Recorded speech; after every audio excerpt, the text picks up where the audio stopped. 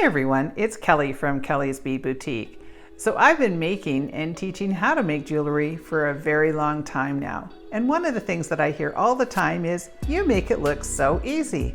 Well, that's because I think it is. So I'm going to take some simple parts and some simple techniques, and I'm going to teach you how to make your very own jewelry. So if you want to see what I'm making today, come and join me.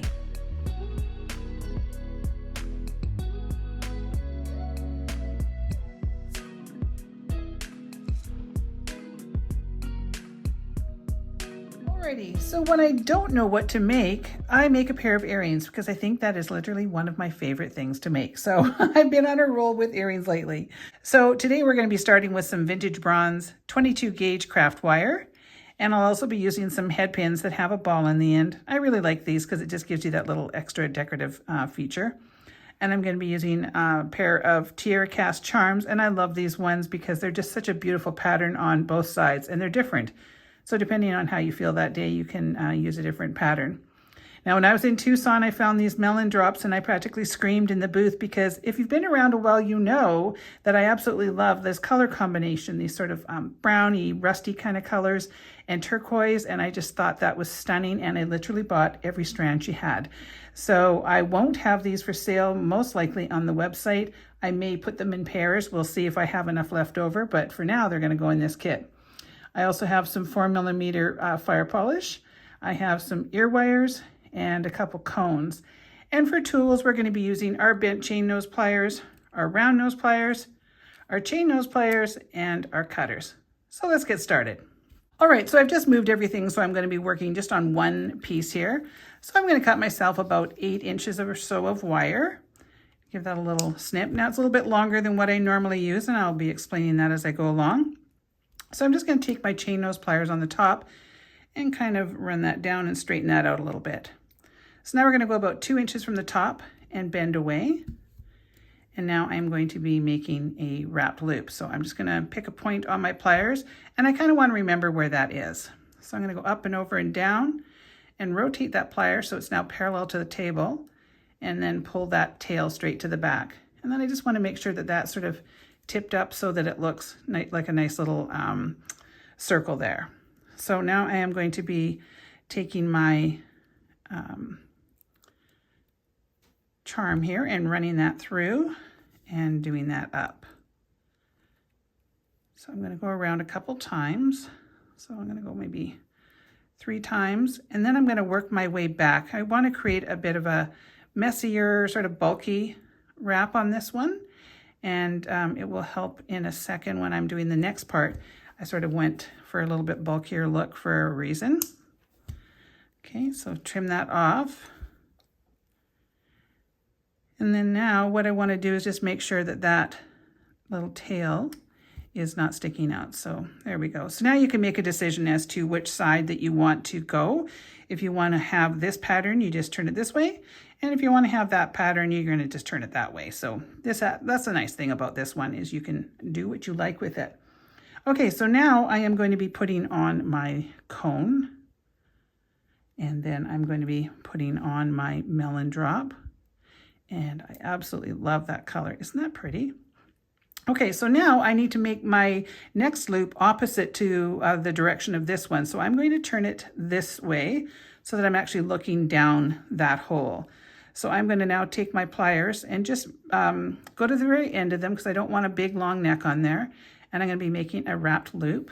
So I bend away and I'm going to come back to that same spot that I was using before and go up and over and down, rotate and pull that around.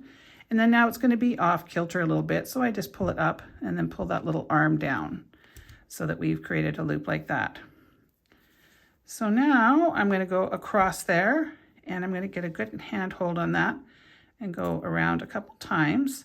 Now I'm going to take this when I'm coming back the end of my third and I'm going to wrap it around the front of that bead.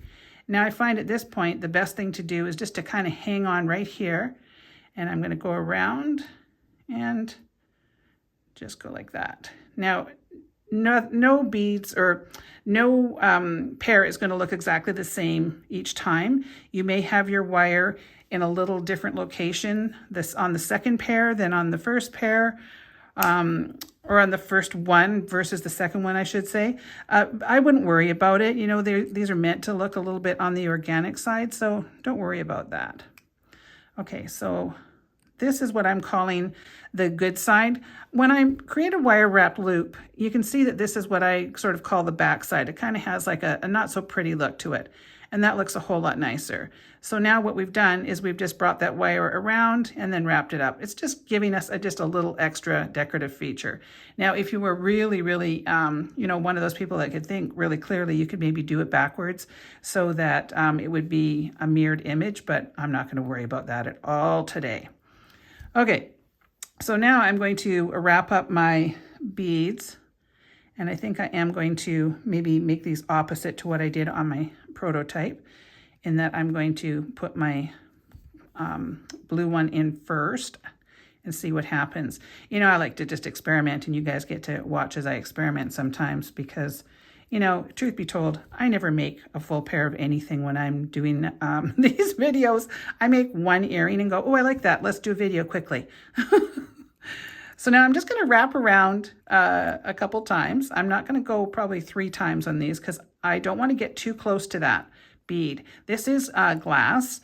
It's a Czech glass, so it's pretty sturdy, but it could crack if we get too close. And those head pins are about a 20 gauge, so they're pretty sturdy.